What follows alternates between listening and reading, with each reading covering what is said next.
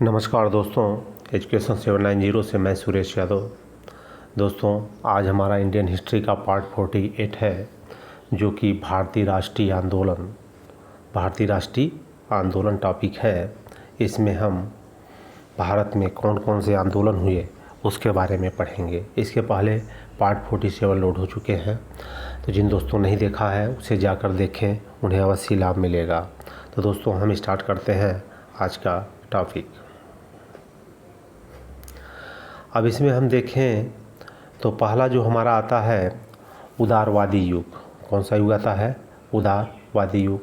1885 से लेकर 1905 ईस्वी तक भारतीय राष्ट्रीय आंदोलन में कांग्रेस पर पूरी तरह से उदारवादियों का प्रभाव रहा, जिसके प्रमुख नेतृत्वकर्ता सूर्यनाथ बनर्जी, दादा भाई नौरोजी, फिरोज शाह मेहता, गोपाल कृष्ण गोखले, महादेव रानाडे, मदन मोहन मालवीय इत्यादि थे।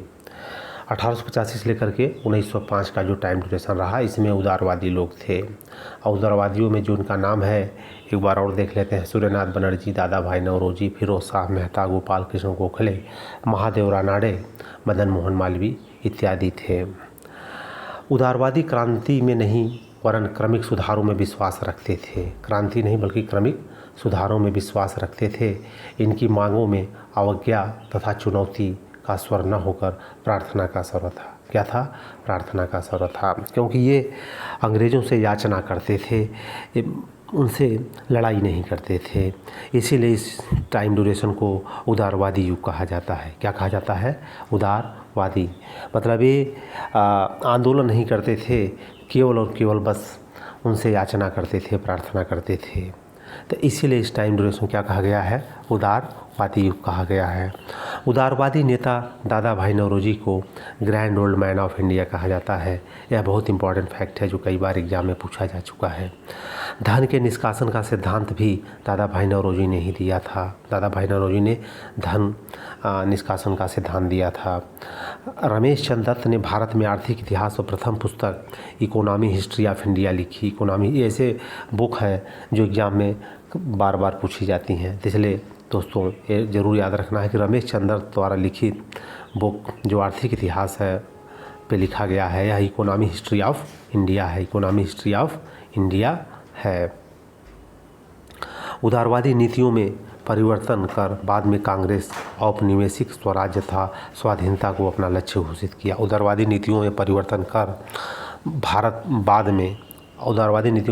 बाद में कांग्रेस ने औपनिवेशिक स्वराज तथा स्वाधीनता का अपना लक्ष्य घोषित करा। अब धीरे धीरे भारत में यह होने लगा कि अब हमारा खुद का सत्ता होनी चाहिए और यहाँ पे जो भी निवेश है उसका मालिक हम बने। तो इसी क्रमिक में देखते हैं कि 1885 से लेकर 1905 का जो टाइम ड्यूरेशन है यह उदारवादी था। अब 1906 में क्या होता है? 1906 के बाद भारतीय राजनीति में कांग्रेस के भीतर क्रांतिकारी दल का उदय हुआ। क्या हो गया? क्रांतिकारी दल का उदय हो गया। ये स्वभावतः होना भी है, क्योंकि जब धीरे धीरे आपकी मांगें नहीं पूरी होंगी तो धीरे धीरे आपके अंदर उग्र रूप आ जाएगा। तो 1906 के बाद भारतीय राजनीति में कांग्रेस के भीतर उग्रवादी दल का उदय हो गया। किसका हो गया? क्रांतिकारी दल का उदय हो गया, जिसके प्रमुख नेता थे लाला लाजपत राय, बाल गंगाधर तिलक और बिपिन चंद्र पाल। तो इन्हीं को जनरली नाम दिया जाता है लाल बाल पाल। लाल बाल पाल किसको कहा जाता है? तो आपको याद रखना है कि लाला लाजपत राय, बाल गंगाधर तिलक, बिपिन चंद्र पाल को एवं अरविंद घोष, ये तीनों लोग क्रांतिकारी दल के नेता हो गए। और तिलक का वक्तव्य था कि स्वराज मेरा जन्मसिद्ध अधिकार है और इसे मैं लेकर रहूँगा। ये सब ऐसे कोटेशन हैं जो बार बार एग्जाम में पूछे जाते हैं। भारत में क्रांतिकारी गतिविधियों की शुरुआत 1897 महाराष्ट्र से मानी जाती है। कहाँ से मानी जाती है? महाराष्ट्र से मानी जाती है। भारत में आर्य बांधव संधि नामक क्रांतिकारी संस्था तिलक की प्रेरणा से बनी थी। तो कई बार क्वेश्चन बनेगा कि आर्य बांधव संधि किसकी प्रेरणा से बनी थी? तो तिलक, बाल गंगाधर तिलक की प्रेरणा से। तिलक ने ही 1893 में गणपत त्यौहार और 1895 में शिवाजी उत्सव की घोषणा की थी। किसने किया था? बाल गंगाधर तिलक ने। 1893 में गणपत उत्सव और 1895 में शिवाजी उत्सव।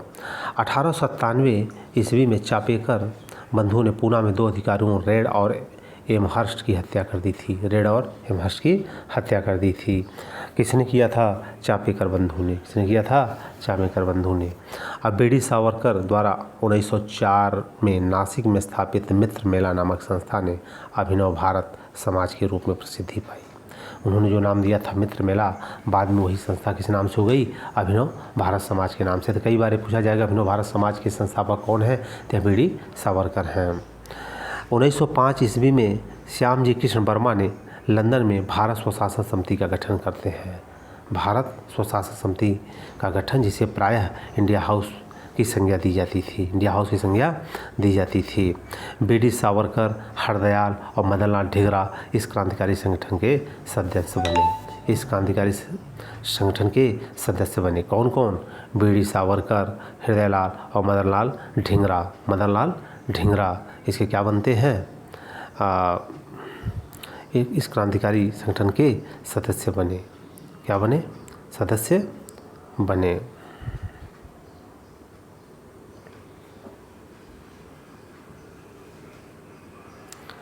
अब इसमें देखते हैं कि 1909 ईस्वी में मदनलाल ढींगरा ने कर्नल विलियम कर्जनवाइली की, जो इंडिया ऑफिस के राजनीतिक सलाहकार थे, गोली मार कर हत्या कर दी थी। तो किसने किया था? ये मदनलाल ढींगरा ने किया था। किसने किया था? मदनलाल ढींगरा ने किया था। 16 अक्टूबर 1905 को बंगाल विभाजन की घोषणा प्रभावी हो गई। इस दिन पूरे बंगाल में राखी दिवस के रूप में मनाया गया। ब्रिटिश सरकार के विरुद्ध प्रथम सुनियोजित जन आंदोलन प्रारंभ हुआ। तो मतलब इसमें लॉर्ड कर्जन ने बहुत बड़ा खेल खेल गया कि 16 अक्टूबर 1905 उसने क्या कर रहा है? बंगाल विभाजन कर दिया। 1905 में ही कांग्रेस ने बनारस अधिवेशन में स्वदेशी और बहिष्कार आंदोलन का अनुमोदन किया। स्वदेशी और बहिष्कार मतलब हम जो अपने देश में उसी को अपनाएंगे और बाहरी चीज़ों का बहिष्कार करेंगे। स्वदेशी आंदोलन को आगे बढ़ाने के लिए अश्विनी कुमार दत्त ने वारिसल में स्वदेश बांधव समिति की स्थापना की। स्वदेश बांधव समिति की स्थापना की। अब यहाँ स्वदेशी आंदोलन के दौरान स्वदेशी प्रतिज्ञाओं की पद्धति को मंदिर में प्रयोग करने वाले सुरेंद्रनाथ बनर्जी पहले व्यक्ति थे। मतलब इन्होंने क्या किया कि नहीं, अपने स्वदेशी चीज़ों का ही प्रयोग करेंगे। अब फिर आते हैं स्वदेशी आंदोलन के पंजाब क्षेत्र में किसने नेतृत्व किया था? लाला लाजपत राय, जो सबको पता है था, अजीत सिंह। पंजाब क्षेत्र में लाला लाजपत राय और अजीत सिंह ने मजबूती दी। और सैयद हैदर रजा ने दिल्ली मजबूती प्रदान की। सैयद हैदर रजा ने कहाँ मौजूद किया? दिल्ली में। लाला लाजपत राय और अजीत सिंह को मांडले जेल में भेज दिया गया। कहाँ भेज दिया जाता है? मांडले जेल में। कई बार क्वेश्चन बनता है कि स्वदेशी आंदोलन के समय लाला लाजपत राय और अजीत सिंह को कहाँ, किस जेल में रखा जाता है? तो मांडले जेल में रखा जाता है। 15 अगस्त 1906 को राष्ट्रीय शिक्षा परिषद की स्थापना हुई। कब राष्ट्रीय शिक्षा परिषद की स्थापना होती है? 15 अगस्त 1906 को। स्वदेशी आंदोलन के अवसर पर रविन्द्रनाथ ठाकुर ने आमार सोनार बंगला नामक गीत लिखा, जो वर्तमान में बांग्लादेश का राष्ट्रीय गीत है। तो कई बार यहाँ से जो है कथन और कारण में क्वेश्चन बन जाते हैं। कथन और कारण में क्वेश्चन बन जाते हैं। स्वदेशी आंदोलन के अवसर पर रविन्द्रनाथ ठाकुर ने आमार सोनार बंगला नामक गीत लिखा, जो वर्तमान में बांग्लादेश का राष्ट्रीय गीत है। सन 1906 में आगा खां और सलीम उल्लाह खां के द्वारा ढाका में मुस्लिम लीग की स्थापना की जाती है। अब मुस्लिम लीग की स्थापना कब होती है? 1906 में। और किसके सहयोग से होती है? आगा खां और सलीम उल्लाह खां। कई बार नाम पूछ लिया जाता है कि मुस्लिम लीग की स्थापना किसके सहयोग से हुई थी? तो आगा खां और सलीम उल्लाह खां के। मुस्लिम लीग का प्रथम अध्यक्ष वकार उल मुल्क को बनाया गया। मुस्लिम लीग का प्रथम अध्यक्ष किसको बनाया जाता है? वकार उल मुल्क को बनाया गया। और अध्यक्ष सलीमुल्लाह थे। अध्यक्ष कौन थे? सलीमुल्लाह थे। अब लीग का संविधान 1907 ईस्वी में कराची में बना। जो मुस्लिम लीग था, इसका संविधान कहाँ बनता है? 1907 में कराची में बना। इसके अनुसार प्रथम अधिवेशन 1908 ईस्वी में अमृतसर में हुआ और इसकी अध्यक्षता की थी आगा खां ने। मुस्लिम लीग की स्थापना 1907 में बनी और 1908 में इसका प्रथम अधिवेशन होता है और इस अमृतसर में हुआ था और इसकी अध्यक्षता किसने किया है? आगा खां ने। तो यहाँ से फैक्ट बनते हैं जो कि आपको याद रखना है। कांग्रेस के कलकत्ता अधिवेशन 1906 में पहली बार दादा भाई नौरोजी ने स्वराज शब्द का प्रयोग किया था। तो यहाँ से कुछ स्वराज शब्द का प्रयोग सबसे पहले कब हुआ था? तो 1906 में हुआ था और कांग्रेस के कलकत्ता अधिवेशन में। अब स्वदेशी आंदोलन को चलाने के मुद्दे को लेकर के उग्रवाद उदारवादी मतभेद उभरे और 1907 ईस्वी में सूरत में कांग्रेस का विभाजन हो जाता है। क्या हो जाता है? कांग्रेस का विभाजन हो जाता है। अब इसमें हम देखते हैं कि श्री पी मित्रा था वारिंद्र कुमार घोष एवं भूपेंद्र दत्त के सहयोग से 1902 ईस्वी में मिदनापुर अनुशीलन समिति का गठन किया जाता है। मिदनापुर में किसका किया जाता है? अनुशीलन समिति का गठन किया जाता है। प्रफुल्ल चाकी एवं खुदीराम बोस ने प्रफुल्ल चाकी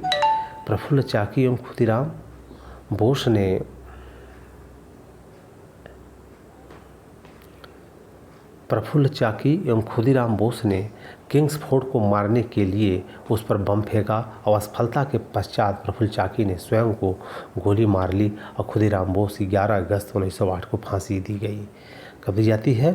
11 अगस्त 1908 को। तो प्रफुल्ल चाकी और खुदीराम बोस ने किंग्सफोर्ड को मारने के लिए उस पर बम फेंका और असफलता के पश्चात प्रफुल्ल चाकी ने स्वयं को गोली मार ली और खुदीराम बोस को 11 अगस्त 1908 को फांसी दे दी जाती है। तो फैक्ट याद रखने हैं। भाई परमानंद, सोहन सिंह भाखना, हरनाम सिंह ने लाला हरदयाल के साथ मिलकर 1913 ईस्वी में गदर पार्टी की स्थापना की थी। करते हैं भाई परमानंद, सोहन सिंह भाखना और हरनाम सिंह ने लाला हरदयाल सिंह के साथ मिलकर 1913 में क्या करते हैं? गदर पार्टी की स्थापना की और इसका प्रथम अध्यक्ष सोहन सिंह भाखना को बनाया जाता है। इस पार्टी का मुख्यालय सैन फ्रांसिस्को में युगांतर आश्रम के नाम पर बनाया गया। सैन फ्रांसिस्को में युगांतर आश्रम के नाम पर बनाया गया। 1913 ईस्वी में प्रकाशित गदर पत्रिका का प्रकाशन 1913 में प्रकाशित गदर पत्रिका का प्रकाशन हिंदी, गुरुमुखी, अंग्रेजी, गुजराती और उर्दू में प्रकाशित होता है। किसका? गदर पत्रिका का। अब इसके बाद आता है कांग्रेस के लखनऊ अधिवेशन, जहाँ से फैक्ट बनते हैं। 1916 ईस्वी में कांग्रेस लीग समझौता हुआ एवं कांग्रेस का एकीकरण हुआ। इसके तहत कांग्रेस ने पहली बार मुसलमानों के पृथक निर्वाचन मंडल की मांग की। कब करती है? 1916 में मुसलमानों के लिए अलग से पृथक निर्वाचन मंडल की मांग करती है। कब? 1916 में। तिलक एवं बेसेंट द्वारा अप्रैल एवं सितंबर 1916 में होम रूल लीग की स्थापना की जाती है। कब की जाती है? 1916 में होम रूल की स्थापना की जाती है। किसके द्वारा? तिलक और बेसेंट के द्वारा। बाल गंगाधर तिलक द्वारा 28 अप्रैल 1916 को बेलगांव मतलब पूना में होम रूल लीग की स्थापना की गई। तिलक ने मराठा एवं केसरी पत्र द्वारा इसका प्रचार प्रसार किया। तो अब यहाँ देखना है कि बाल गंगाधर तिलक 28 अप्रैल 1916 को बेलगांव में होम रूल लीग की स्थापना की थी। कौन किया था? बाल गंगाधर तिलक ने। तिलक ने मराठा एवं केसरी पत्र द्वारा इसका प्रचार प्रसार किया था। तिलक ने होम रूल लीग में जोसेफ बेप्तिस्ता को अध्यक्ष और एन.सी. केलकर को सचिव बनाया था। अब तिलक को इंडियन अनरेस्ट के लेखक या चिरोल वेल्डेनटाइन ने इनको अशांति का जनक कहा है। कई बार क्वेश्चन बनता है कि अशांति का जनक किसको कहा जाता है? तो तिलक को कहा जाता है। अशांति का जनक तिलक को किसने कहा था? तो चिरोल वेल्डेनटाइन ने कहा था। तो यहाँ से 2 फैक्ट याद रखना है आपको। गोपाल कृष्ण गोखले द्वारा स्थापित संस्था सर्वेंट ऑफ इंडिया सोसाइटी के सदस्यों को लीग में प्रवेश की अनुमति नहीं थी। गोपाल कृष्ण गोखले द्वारा स्थापित संस्था सर्वेंट्स ऑफ इंडिया सोसाइटी के सदस्यों को लीग में प्रवेश करने की अनुमति नहीं थी। एनी बेसेंट की लीग का मुख्यालय मद्रास के निकट अडयार नामक स्थान पर था। इन्होंने अपने समाचार पत्रों न्यू इंडिया एवं कॉमनवेल्थ की सहायता से होम रूल के विचारों को प्रचारित किया। 13 अप्रैल 1919 को क्या होता है? अमृतसर में जलियांवाला बाग हत्याकांड बैसाखी के दिन हुआ। बैसाखी के दिन जलियांवाला बाग हत्याकांड होता है। डॉक्टर सतपाल सैफुद्दीन किचलू की गिरफ्तारी के विरोध में हो रही जनसभा पर ब्रिगेडियर जनरल आर डायर ने बिना किसी सूचना के गोली चलवा दी। सरकारी रिपोर्ट के अनुसार इसमें 379 व्यक्ति मारे गए और 1200 लोग घायल हो गए थे। तो किसने किया था ये? General O Dyer. अब यह किस लिए लोग इकट्ठा हुए थे? सतपाल एवं डॉक्टर सैफुद्दीन किचलू की गिरफ्तारी के विरोध में। इस हत्याकांड के विरोध में रविन्द्रनाथ टैगोर ने नाइट की उपाधि वापस कर दी थी। नाइट की उपाधि क्या की थी? वापस कर दी थी। तो कई बार क्वेश्चन यहाँ से बनता है कि रविन्द्रनाथ टैगोर ने नाइट की उपाधि कब वापस कर दी, किस घटना के बाद? तो यह था जलियांवाला बाग हत्याकांड।